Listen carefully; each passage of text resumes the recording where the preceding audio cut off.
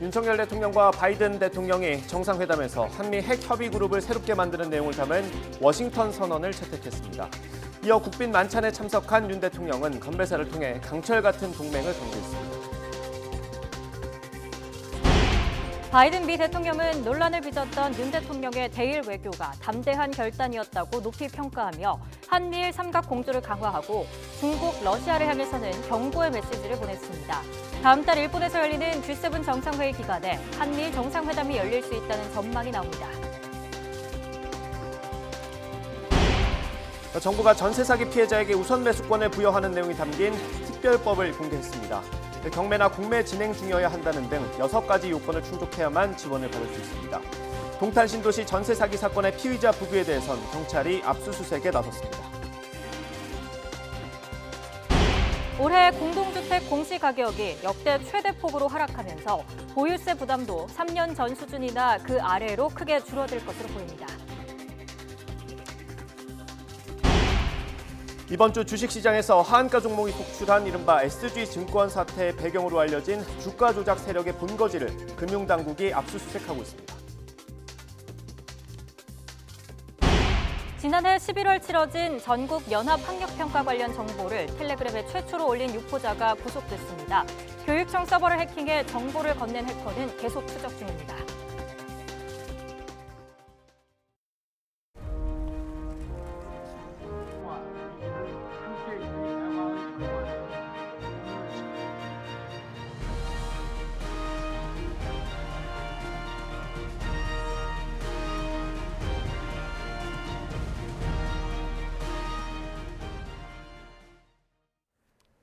뉴스앤이슈 2부 시작합니다.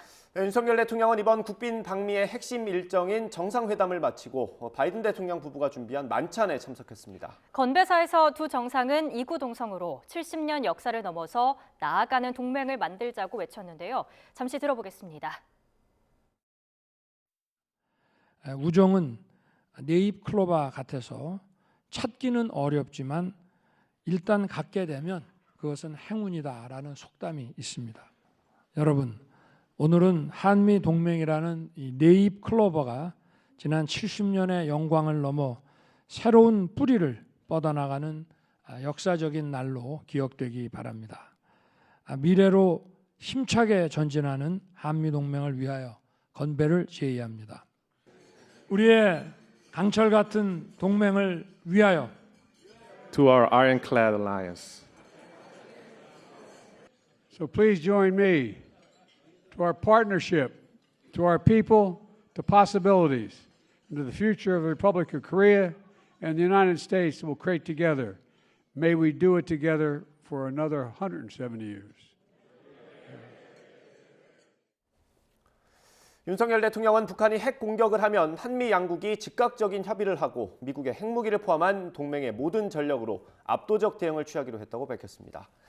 윤 대통령은 한미 정상회담 이후 공동 기자회견에서 상대방의 선의에 기대는 가짜 평화가 아닌 압도적 힘의 우위를 통한 평화 달성을 위해 확장 억제를 획기적으로 강화하기로 했다며 이같이 말했습니다. 윤 대통령과 바이든 대통령은 이와 같은 미국의 확장 억제 강화 방안을 담은 워싱턴 선언을 별도 문건 형식으로 발표했습니다. 또 한미는 구체적으로 확장 억제 관련 새로운 협의체인 핵 협의 그룹 NCG를 설립하기로 했습니다. 워싱턴 선언에는 윤 대통령이 핵 확산 금지 조약 NPT 의무에 대한 한국의 오랜 공약을 재확인했다는 점도 포함됐습니다. 바이든 대통령은 워싱턴 선언을 발표하면서 북한이 핵을 사용하면 정권이 종말할 거라고 경고했습니다. 미국 언론들은 한국이 자체 핵무장을 하지 않는 대신 핵무기 사용에 중심적인 역할을 부여받았다고 평가했습니다. 워싱턴에서 권준기 특파원입니다. 바이든 대통령은 워싱턴 선언을 간단히 설명하면 확장 억제를 위해 한국과 필요한 모든 노력을 기울인다는 뜻이라고 말했습니다. Bottom line here is there's even closer cooperation, closer consultation. 윤석열 대통령도 과거에 없던 새로운 확장 억제라고 표현하며 한층 강력해진 핵 억지력을 평가했습니다. 종전의 그 핵 우산에서 기초한 그런 확장 억제하고는 좀 다르고 이거는 좀 다른 것이 아니라 많이 다릅니다. 특히 바이든 대통령은 워싱턴 선언을 언급하면서 북한 김정은에게 경고 메시지를 보냈습니다. 핵무기를 사용할 경우 북한 정권은 종말을 맞을 거라고 말했습니다. 바이든 대통령이 북한 정권 종말을 언급한 건 이번이 처음으로 확장 억제에 대한 한국의 불안감을 달래기 위한 의도로 풀이됩니다. Look, a nuclear attack by North Korea against the United States or its allies or partisans or partners is unacceptable and will result in the end of whatever regime were to take such an action. 백악관은 워싱턴 선언으로 미국 국방 정책이 핵 중심으로 돌아가는 건 아니라며 확대 해석을 경계했습니다. 뉴욕타임스는 한국이 자체 핵무장을 하지 않기로 약속한 대가로 핵무기 사용에 중심적인 역할을 부여받게 됐다고 평가했습니다. CNN 등도 워싱턴 선언을 진전된 확장 억제 방안으로 보면서도 핵무기를 바라는 한국 내 여론을 진정시키기 위한 의도로 분석했습니다. 월스트리트저널은 북한이 전력을 증강하는 상황에서 이번 워싱턴 선언이 불충분할 수 있다고 내다봤습니다. 한국 일각에서 핵 버튼을 직접 가질 때까지 만족하지 않을 거라는 전문가 관측도 덧붙였습니다. 워싱턴에서 YTN 권윤규입니다. 국내에서 논란이 됐던 윤석열 대통령의 대일 외교에 대해서 바이든 대통령은 담대한 외교적 결단이라고 높이 평가했습니다. 그러면서 한미일 삼각 공조 강화를 강조했습니다. 박석영 기자가 보도합니다. 지난달 제3자 변제 방식인 강제동원 배상 해법안 발표 이후 이어진 윤석열 대통령의 방일과 한일 정상회담. 굴종 외교다, 실용 외교다, 들끓는 여론에 윤 대통령은 20여 분에 걸친 대국민 담화로 직접 설득에 나서기도 했습니다. 과거는 직시하고 기억해야 됩니다. 그러나 과거에 발목이 잡혀서는 안 됩니다. 바이든 대통령은 한미 정상회담에서 이러한 윤 대통령의 행보를 높이 평가했습니다. 담대하고 원칙이 있는 외교적 결단이라며 한미일 삼각공조를 강화할 거라고 기대했습니다. Mr. President, I want to thank you and your courageous principled diplomacy with Japan. We've strengthened our trilateral partnership. It makes an enormous difference. 미국의 대중국 견제를 위한 인도태평양 전략을 위해선 한미일 세 나라의 끈끈한 관계가 필수인데 약한 고리였던 한일 관계가 개선되는 모양새를 보이자 반가운 마음을 드러낸 겁니다.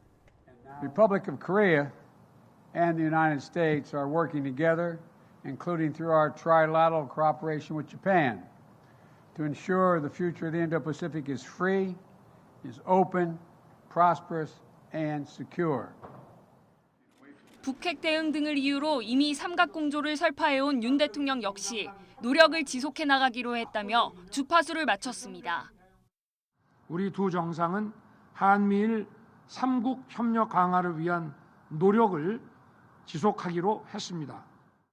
한미일 3국 정상은 다음 달 일본 히로시마에서 열리는 G7에서 한자리에 모일 가능성이 큽니다.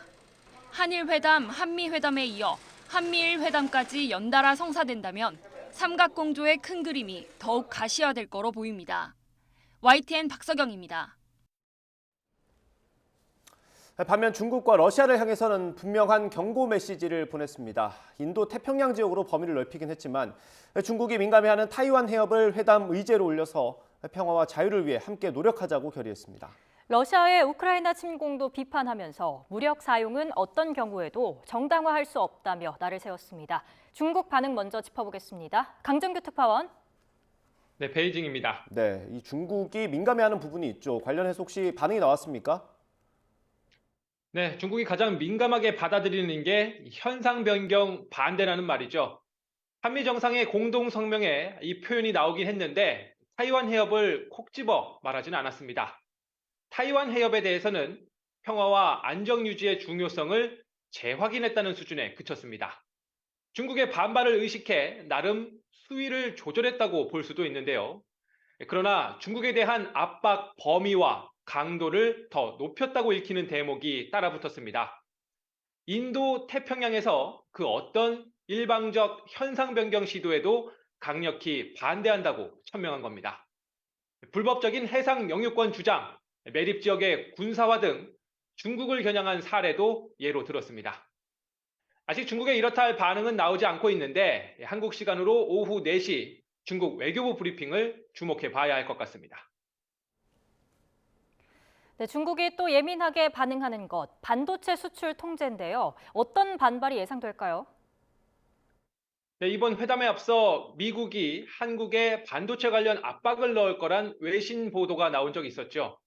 중국이 제재에 착수한 미국 반도체 업체 마이크론 대신 삼성이나 SK 같은 우리 기업이 중국에 반도체를 공급하지 않도록 손을 쓸 거란 내용인데요.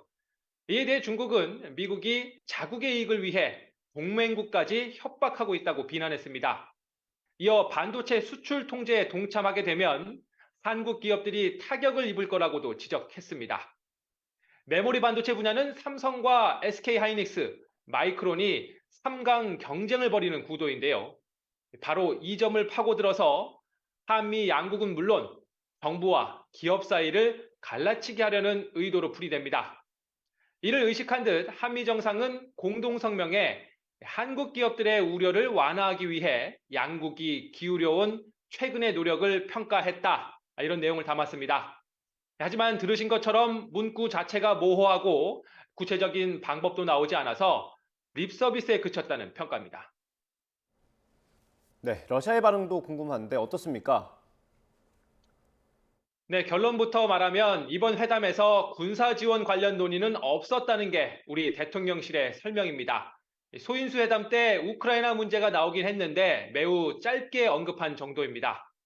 공동 성명에서도 러시아의 침략 행위를 규탄하긴 했지만 인도적, 경제적 지원만 명시했습니다. 앞서 지난 19일 우크라이나 군사 지원 가능성을 열어둔 윤 대통령의 외신 인터뷰 발언에 비하면 수위가 낮아진 셈인데요.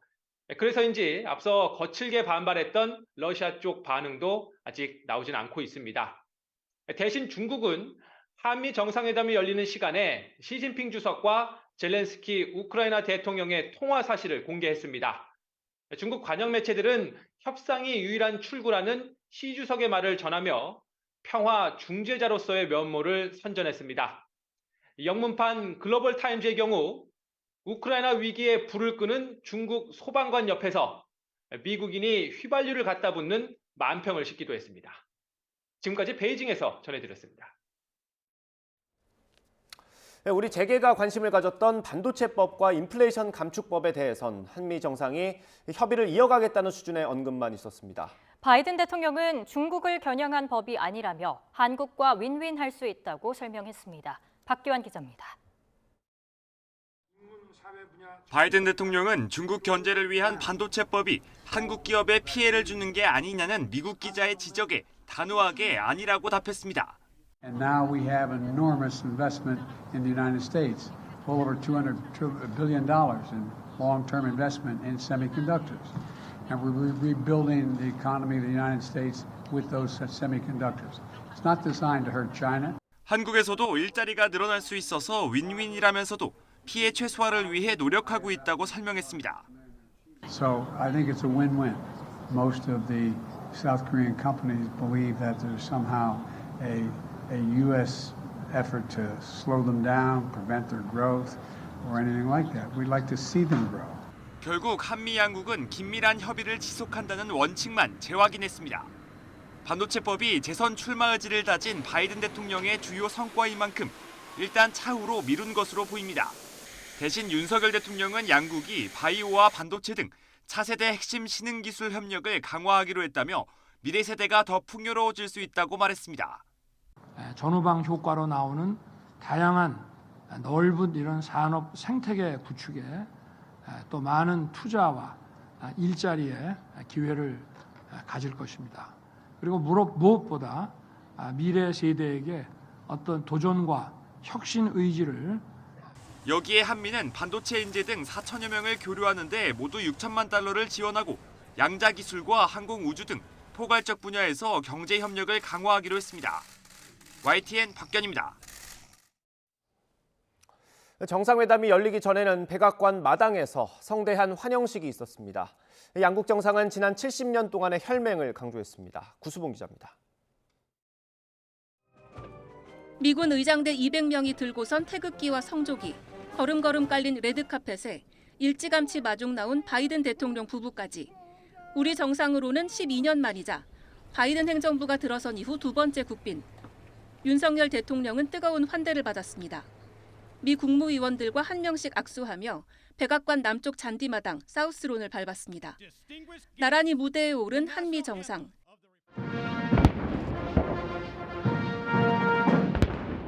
예포 발사와 함께 먼저 애국가가 울려 퍼졌고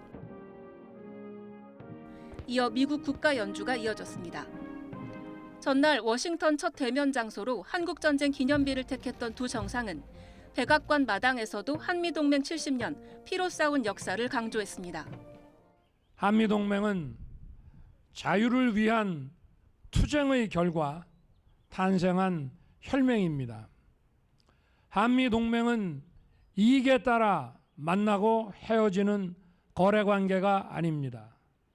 It's an unbreakable bond, forged in bravery and the sacrifice of our people, sanctified by the blood of American and Korean troops who fought and defended liberty. 서로를 향해 박수를 치거나 손을 모으고 공손히 듣는 모습은 지난 1년 사이 어느덧 6번째 만나는 두 정상의 회담 결실을 기대하게끔 했습니다. 두 정상은 한국전쟁 당시 실종된 장병을 끝까지 찾겠다는 의지를 담은 전사자 신원 확인 공동 성명도 채택했습니다. 윤 대통령과 바이든 대통령은 환영 인파의 박수갈채 속에 30분 환영식을 마치고 정상회담을 위해 백악관으로 들어갔습니다. YTN 구수본입니다. 한미 정상회담을 하루 앞두고 윤석열 대통령 부부와 조 바이든 대통령 부부가 친교의 시간을 가졌습니다. 백악관의 내부 공간을 직접 안내하며 함께 둘러봤는데요. 화기애애한 분위기 속에 선물도 주고받았습니다. 어떤 것들일까요? 네, 먼저 질 바이든 여사는 김건희 여사에게 목걸이를 선물했습니다. 사파이어 3개가 박힌 거로 한국계 미국인이 디자인했는데요. 사파이어는 9월이 생일인 김 여사의 탄생석이기도 합니다. 윤 대통령은 야구 애호가로도 알려져 있죠. 프로야구 선수의 배트, 글로브가 담긴 대형 액자를 바이든 대통령에게 직접 받았습니다. 바이든 정상 부부, 윤 대통령 부부에게 탁자와 화병을 건넸습니다. 한국 전통 소반에서 영감을 받은 탁자는 역사가 오래된 백악관 나무로 무늬를 새겼다고 소개했습니다. 네, 그렇다면 윤석열 대통령 부부는 어떤 선물을 준비했을까요? 자개가 장식된 달 항아리를 국빈 선물로 가져갔고 두 부부에게 각각 은으로 만든 자리끼, 보석이 장식된 족두리를 전했습니다. 취향 저격으로 웃음꽃이 핀 순간도 있었습니다. 다과를 함께하던 중 윤 대통령이 주스를 집은 순간 바이든 대통령이 제로 콜라를 권했다고 하는데요. 대통령실 관계자는 평소 제로 콜라를 즐기는 윤 대통령의 취향을 세심하게 파악한 대목이라고 전했습니다.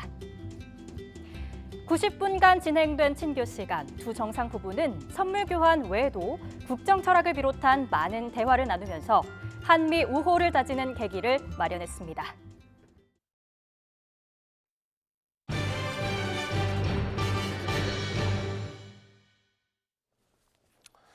네, 이번 한미 정상회담 결과를 두고 여야 반응은 극명하게 갈렸습니다. 국민의힘은 한반도 안정을 위한 강력한 힘이 될 거라고 높이 평가했지만 더불어민주당은 얻어낸 것 없는 초라한 성과라고 깎아내렸습니다. 국회 연결합니다. 손효정 기자.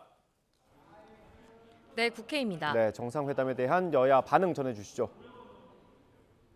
네, 국민의힘은 이번 한미 정상회담으로 전략적 파트너십 강화, 국제관계 공감대 형성 등 수많은 성과물이 도출됐다고 평가했습니다.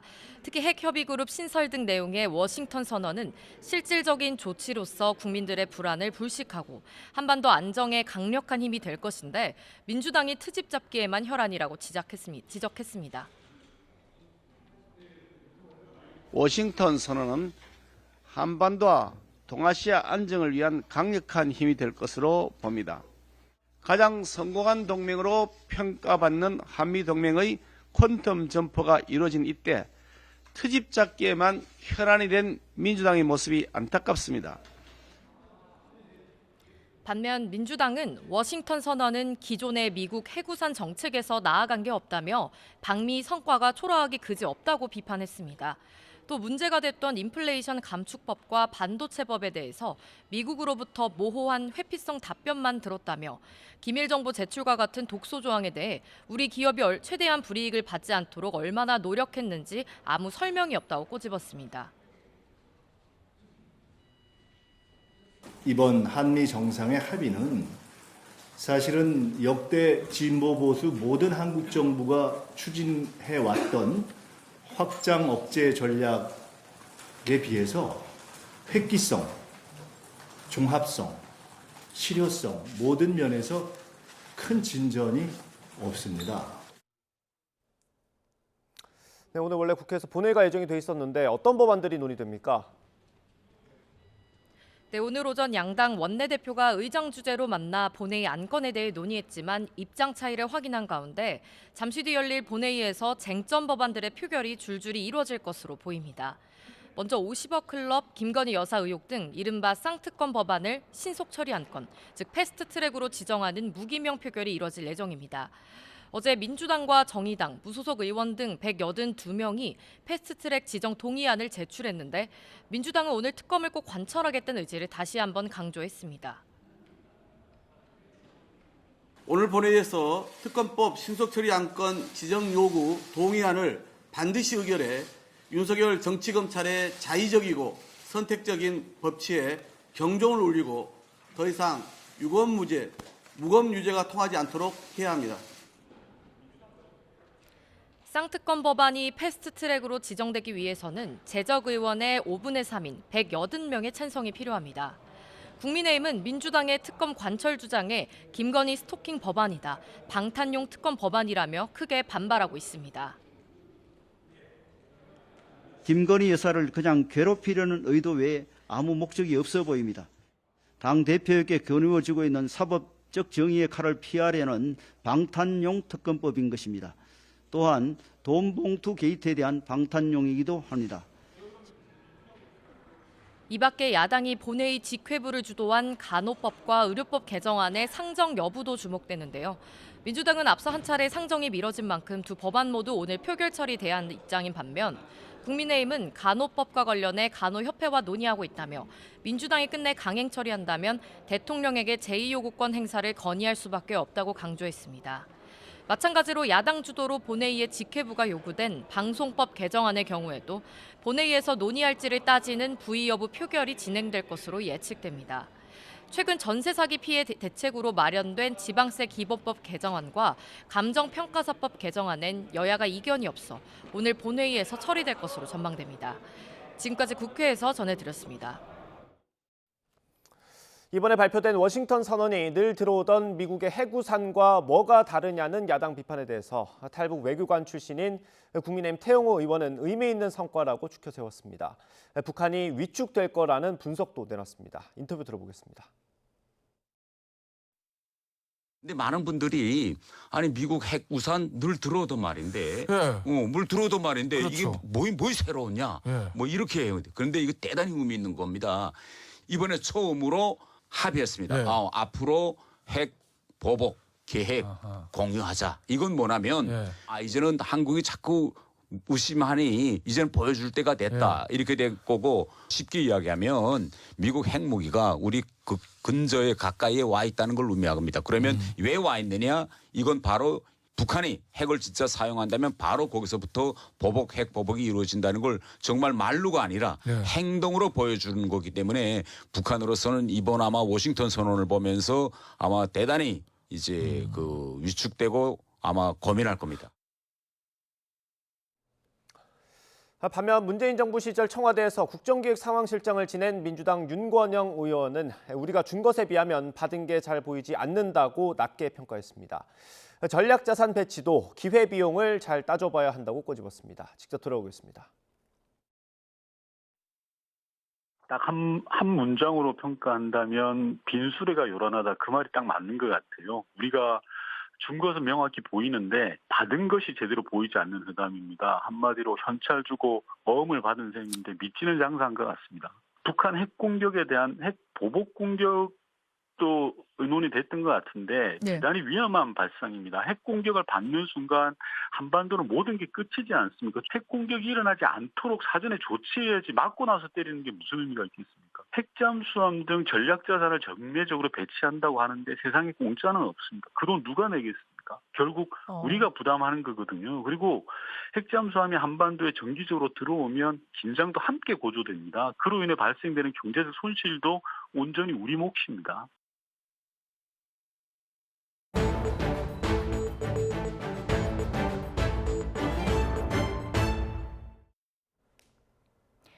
정부가 전세 사기 피해자에게 우선 매수권 등을 부여하는 내용이 담긴 특별법 초안을 공개했습니다. 6가지 요건을 다 충족해야 피해자로 인정받을 수 있는데요. 취재기자 연결해서 자세히 알아보겠습니다. 최기성 기자. 네, 경제부입니다. 네, 특별법 지원 범위에 대한 구체적인 안이 제시됐군요. 네, 공개된 법안 초안을 보면 6가지 요건을 모두 충족해야 합니다. 계약력을 갖춘 확정일자를 받았고 임차주택 경매나 공매가 진행 중이어야 됩니다. 면적이나 보증금 등이 전용 면적 85제곱미터, 시세 3억 원 이하 정도인 서민 임차주택 기준에 부합해야 하고 수사 개시같이 전세 사기 의도가 있다고 판단되는 경우여야 합니다. 다수 피해자가 발생할 우려가 있거나 보증금 상당액을 돌려받지 못할 우려도 확인돼야 하는 조건도 있습니다. 국토교통부의 신설하는 전세사기 피해지원위원회가 심사를 거쳐 피해자 여부를 최종 확정합니다. 내용도 자세히 짚어보죠. 우선 피해주택 매수를 희망하는 경우 어떤 지원이 이루어집니까? 네, 피해 임차인이 직접 경매 유예나 정지를 신청할 수 있도록 했습니다. 거주 중인 주택이 경매나 공매로 넘어가면 피해 임차인에게 우선 매수할 수 있는 권한을 줍니다. 임대인 전체 세금 체납액을 개별 주택별로 골고루 나눠서 경매 때 조세당국이 해당 주택 세금 체납액만 분리해서 환수하는 조세 채권 안분 내용도 처음으로 담겼습니다. 거주주택을 낙찰받거나 신규주택을 매입할 때 1에서 2%대 금리를 제공하고 거치 기간을 1년에서 3년으로 연장합니다. 특례 보금자리론을 이용할 경우에는 0.4%포인트 우대금리를 적용하기로 했습니다. 200만 원 한도 내에서 취득세를 면제해주고 3년 동안 재산세를 감면해줍니다. 기존 주택에서 계속 거주하길 원하거나 낙찰을 원하지 않는 피해자에겐 어떤 지원이 이루어집니까? 네, 한국토지주택공사 LH가 피해 임차인에게 우선 매수권을 양도받아서 해당 주택을 사들인 뒤 공공임대로 공급합니다. 올해 매입 임대 사업 공급 예산인 6조 1천억 원을 활용할 방침인데 필요하면 예산 확대도 추진하겠다고 정부는 설명했습니다. 전세사기 피해자는 소득이나 자산 요건을 고려하지 않고 매입 임대 입주 자격을 부여합니다. 임대료는 시세 대비 최대 50% 저렴하게 책정하고 거주 기간은 최대 20년입니다. 주택 상태 등에 따라 LH가 현 임차주택을 매입하지 못할 때는 근처에 있는 유사 공공임대에 우선 입주할 수 있는 자격도 주기로 했습니다. 네, 생계가 어려운 피해자를 지원하는 방안도 담겼다고요? 네, 재난이나 재해 같은 위기 상황 때 도입하는 긴급복지 지원 제도를 전세사기 피해자에게도 적용합니다. 요건을 충족하면 월 62만 원 생계비 지원 등이 이루어집니다. 3% 금리 신용대출을 최대 1,200만 원까지 제공합니다. 이미 경매가 끝났더라도 피해자로 인정되면 공공임대 우선 입주 기회나 금융 지원 등을 이용할 수 있도록 했습니다. 특별법은 법 공포 후 즉시 시행하고 2년 동안 유효합니다. 네, 피해자들이 요구했던 선보상, 후구상 방안은 빠진 겁니까? 네, 국가가 부실 채권을 매입하거나 보증금을 먼저 돌려주고 추후 구상하는 내용은 담기지 않았습니다. 피해자를 규정하는 객관적인 기준 마련도 쉽지 않아 보입니다. 특히 다수의 피해자가 발생할 우려나 보증금 상당액이 미반환될 우려를 어떻게 구체적으로 정할지가 쟁점으로 남았습니다. 전세사기 피해자인데도 다수 피해가 발생하지 않은 건은 지원 대상에서 제외될 가능성도 있기 때문입니다. 국회 논의를 통해 세부 기준을 마련할 예정이지만 상임위를 거쳐서 전체회의 통과까지는 풀어야 할 것들이 많아 보입니다. 지금까지 경제부에서 전해드렸습니다. 전국에서 잇따르는 전세 사기 피해, 임대인과 임차인 사이에 정보 불균형 때문에 발생했다는 지적이 나옵니다. 세입자가 거래 이전 파악할 수 있는 정보에 한계가 있는 만큼 확인 설명 의무가 있는 공인중개사에 대한 책임과 처벌을 강화해야 한다는 목소리에도 힘이 실리고 있습니다. 안동준 기자입니다. 전국 곳곳에서 전세 사기 피해가 불거지는 가운데 세입자들의 불안감도 나날이 커지고 있습니다.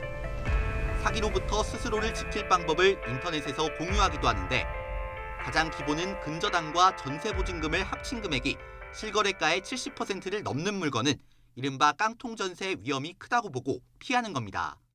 그러나 인천 미추홀 사례같이 신축 빌라거나 작정하고 시세를 부풀린다면 세입자가 실제 시세를 판단하기가 어렵습니다. 전세금 반환 보증보험에 가입해봤자 큰 도움이 안 될 수도 있습니다. 집주인이 숨지고 상속인이 상속을 거부할 경우 법원이 지정한 상속재산 관리인에게 반환을 요구해야 하지만 시간이 많이 걸리는 등 과정이 복잡해지는 겁니다. 서울 화곡동 사례가 그랬습니다. 임대인이 얼마나 빚을 졌는지 등기부 등본을 통해 확인하는 건 역시 한계가 있습니다. 경기 화성 동탄 신도시에선 임대인이 나중에 세금 체납으로 파산해 세입자들은 손쓸 길이 없었습니다. 결국 임대인과 임차인 사이의 정보 격차가 전세 사기 피해를 낳는 원인으로 지목됩니다. 아울러 계약을 체결할 때 공인중개사가 세입자의 알 권리를 더 충분히 보장할 수 있도록 해야 한다는 지적도 나옵니다. 현행법에는 공인중개사의 확인과 설명 의무가 명시돼 있지만 주변 적정 시세나 임대인의 세금 체납 여부 등은 필수가 아니기 때문입니다. 공인중개사의 확인 설명 의무를 강화하는 방향으로 갈 수밖에 없는데 이런 경우에는 민사상 손해배상 책임뿐만 아니라 형사처벌 강화도 같이 이루어져야 될 것 같습니다. 국회 입법조사처도 지난 1월 전세 사기 예방을 위해 공인중개사의 책임을 강화해야 한다는 내용의 보고서를 내놓기도 했습니다. 이에 따라 국회에서는 공인중개사가 임대인의 세금 체납 정보나 주택의 선순위 권리관계를 열람할 수 있게 하는 법률 개정안이 발의돼 있습니다. YTN 안동준입니다. 올해 공동주택 공시가격이 역대 최대폭으로 하락하면서 보유세 부담도 3년 전 수준이나 그 밑으로 크게 줄어들 전망입니다. 서초구 반포자이 전용 면적 84제곱미터는 공시가격이 작년보다 13.8% 하락해 보유세가 지난해 1,386만 원에서 올해 883만 원으로 약 36% 떨어집니다. 강북 지역인 마포구 레미안 프로지오 전용 84.59제곱미터는 공시가격이 20.8% 떨어지면서 종부세 대상에서 제외됐습니다. 부부 공동명의 주택의 경우 공시가격 18억 원까지 종부세가 면제돼 1주택 공동명의자라면 강남 고가 아파트를 제외하고 대부분 종부세 대상에서 제외될 것으로 보입니다. 계속 증가하던 전국의 미분양 주택이 1년 만에 한 달 전보다 감소하고 주택 거래량도 증가한 거로 나타났습니다. 지역별로 보면 수도권은 11,034호로 한 달 전보다 12% 줄었고 지방은 61,070호로 한 달 전보다 2.9% 감소했습니다. 다만 악성 미분양으로 불리는 준공 후 미분양은 전국 8,650호로 한 달 전보다 1.1% 늘었습니다. 대통령 관저 이전에 역술인 천공이 개입했다는 의혹을 제기한 부승찬 전 국방부 대변인이 오늘 경찰에 두 번째로 소환돼서 조사를 받았습니다. 부 전 대변인은 조사에 앞서 기록을 왜곡하거나 조작한 적이 없다며 혐의를 재차 부인했는데요. 직접 들어보겠습니다. 지금까지도 제 기록이 맞다 이런 입장입니다. 제가 뭐 왜곡하거나 조작하거나 이런 게 없고 그 일기의 내용을 이름만 빼고 전부 공개 책에 담았기 때문에 그거에 대해서는 제 기록이 맞다 이런 입장입니다. 피해자가 김용현 씨라는 것을 알게 됐습니다. 개인이지 않습니까? 개인이 명예훼손을 당했다면 개인이 고소를 하면 될 일입니다. 근데 국가기관이 나서서 고발을 한다는 건 그 자체가 국민들이 동의할 수 있느냐.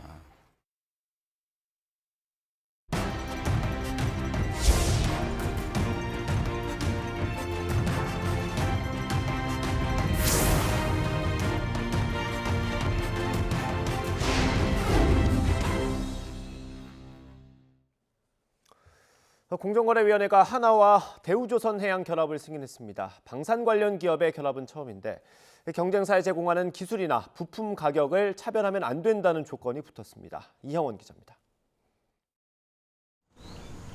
한화의 대우조선해양인수가 조건부로 승인됐습니다. 한화 측이 지난해 12월 공정거래위원회에 기업 결합을 신고한 지 넉 달 만입니다. 공정위는 이번 결합이 국내 군함 시장에서 상당한 지배력을 가진 기업 사이의 수직 결합에 해당한다고 판단했습니다. 한화는 군함 부품 시장에서 독점적인 사업자고 대우조선해양은 국내 잠수함과 수상함 시장에서 각각 1, 2위를 차지해 경쟁 제한 우려가 크다고 본 겁니다. 방위 산업의 특수성 및 수직 결합으로 인한 효율성 증대 효과를 고려하여 필요 최소한의 행태적 시정 조치를 부과하기로 하였습니다. 이에 경쟁사에 제공하는 군함 장비 가격 차별을 금지하고 기술 정보 요청을 부당하게 거절하지 못하게 했습니다. 또 경쟁사에서 얻은 영업 비밀을 공유하지 않는 것을 조건으로 기업 결합을 승인했습니다. 공정위는 우선 시정 조치 기간을 3년으로 잡고 앞으로 시장 경쟁 환경과 관련 법제도 변화를 고려해 연장 여부를 검토하기로 했습니다. 한화 측은 이런 시정 조치를 이행하고 반기마다 공정위에 보고해야 합니다.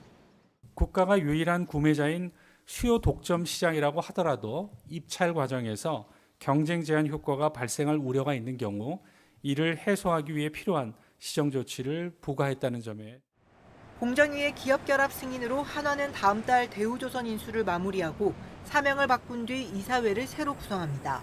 YTN 이영훈입니다.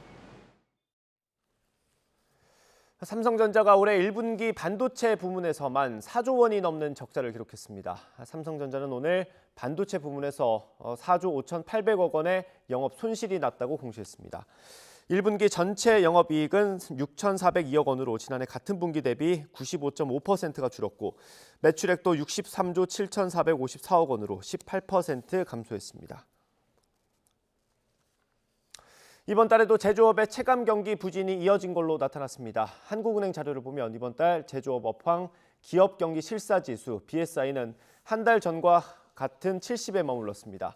BSI는 경영 상황에 대한 기업가의 판단과 전망을 조사한 지표로 기준인 100을 밑돈다는 건 부정적인 응답이 더 많다는 뜻입니다. 가수 임창정 씨도 피해를 봤다는 이른바 SG증권 사태 주가 폭락의 배경으로 알려진 주가 조작 세력 등에 대해 금융당국이 압수수색에 나섰습니다. 금융위원회 자본시장조사단은 H투자 컨설팅 업체 서울 강남구 사무실과 관계자 명의로 된 업체, 주거지 등을 전방위적으로 압수수색하고 있습니다. 지난 24일부터 선광과 하림지주 등 8개 종목은 외국계 증권사인 SG증권을 통해 매물이 쏟아지며 연일 하한가를 기록하는 등 급락했습니다.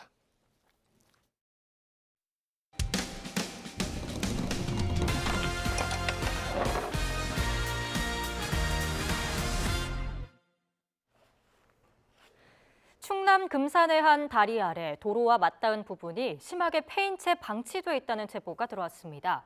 지자체는 주민들 민원에 2차례나 긴급 보수를 약속했지만 16개월간 아무 조치도 이루어지지 않았습니다. 제보는 Y 양동훈 기자입니다. 충남 금산군 군북면에 있는 새마을교. 다리 아래를 보니 이상한 모습이 눈에 띕니다. 흙더미가 쓸려 내려가면서 한가운데가 움푹 패였고 옆에 쌓아둔 돌담도 일부가 무너져 내렸습니다. 지난 2021년 12월 다리 주변을 지나던 주민은 이 모습을 보고 깜짝 놀랐습니다. 국민신문고를 통해 민원을 제기하자 공사업체에 하자 보수를 지시했다는 답변을 받았는데 보수 공사는 진행되지 않았습니다. 답답한 마음에 2달 뒤 또 문의하자 우기가 오기 전에 보수를 마치겠다고 재차 답변이 왔지만 여전히 바뀐 건 없었습니다. 금산군청 실무분들하고 여러 차례 소통을 했었고 또 여러 차례 제가 신고와 문제제기를 했었는데 진척이 없는 거에 대해서는 좀 허탈했죠. 이렇게 시간이 흘러 어느새 1년 4개월이나 지체된 보수공사. 다리 바로 앞에서 농사를 짓는 주민은 흙이 쓸려 내려가는 모습을 볼 때마다 불안합니다. 몇 년 전에 물난리가 나서 2번이나 공사를 벌였던 곳이기 때문입니다. 장마가 져가지고 이쪽 뚝이 다 무너져 내려갔었어요. 저 나무까지 다 넘어지고 그래서 이제 그때 보수 공사를 했는데 잘못돼서 한 번 더 무너졌었어요. 군에서는 흙 뒤에 콘크리트로 된 교대가 다리를 받치고 있기 때문에 흙과 돌담이 쓸려 내려간다 해도 안전 문제는 없다고 설명했습니다. 하지만 전문가 의견은 달랐습니다. 석축이나 콘크리트를 받치고 있는 것은 옆과 밑에 있는 흙이거든요. 만약에 흙이 떠내려가면 교대도 떠내려가고 그다음에 교량도 손상을 입을 수가 있죠. 군은 최근 보수공사 계획을 세우고 업체까지 선정한 상태라며 다음 달 안에 공사를 마무리하겠다고 밝혔습니다. 무너진 흙과 돌담을 긴 시간 지켜본 주민은 이제라도 보수를 해준다니 다행이라면서도 따끔한 일침을 남겼습니다. 공무 집행하시는 분들은 민원인을 무서워해야 한다고 생각합니다. 거기에 맞춰서 좀 적극적으로 그런 제보나 이런 신고 내용을 잘 검토하셔가지고 좀 조치가 이루어졌으면 좋겠습니다. YTN 양동훈입니다. 오늘 아침 8시 40분쯤 서울 영동대교 남단 구리 방향에서 차선을 변경하려던 승용차가 옆 차선의 다른 승용차 위로 올라탔습니다. 이 사고로 깔린 차량에 타고 있던 한 명이 병원으로 옮겨졌고 차를 견인하기 위해 차로 2개가 통제되며 출근 시간 정체가 빚어졌습니다.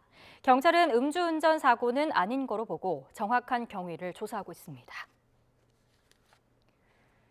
성폭행 혐의로 신고되자 앙심을 품고 피해 여성의 가족을 살해한 이석준이 무기징역을 확정받았습니다. 대법원은 오늘 보복살인과 개인정보보호법 위반 등의 혐의로 기소된 이석준에게 무기징역을 선고한 원심을 확정했습니다.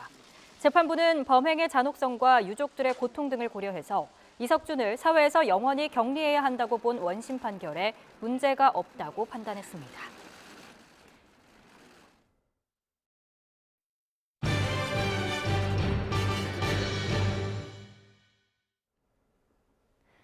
군발 간 충돌이 격화하고 있는 수단에서 외국인들에 이어 수단 주민들도 대탈출을 위해 국경지대로 몰리고 있습니다. 군벌이 국가보건연구소를 장악하면서 생화학전 공포까지 확산하는 가운데 의료 서비스 부족으로 추가 피해가 우려됩니다. 김선희 기자입니다. 수단 주민들이 고국을 빠져나가기 위해 항구에 몰려들었습니다. 어린아이들도 아침부터 짐을 쌌습니다. 무작정 버스를 기다리는 사람들은 오로지 수도 하루툼을 벗어나기 위해 며칠씩 버텨야 했습니다.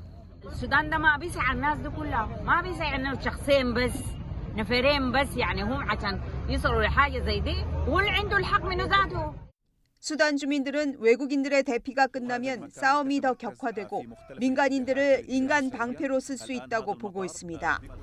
또 군벌 세력이 국립병원체 연구실을 장악해 생화학전이 벌어질 수 있다는 공포가 확산하며 국경지대로 몰리고 있습니다.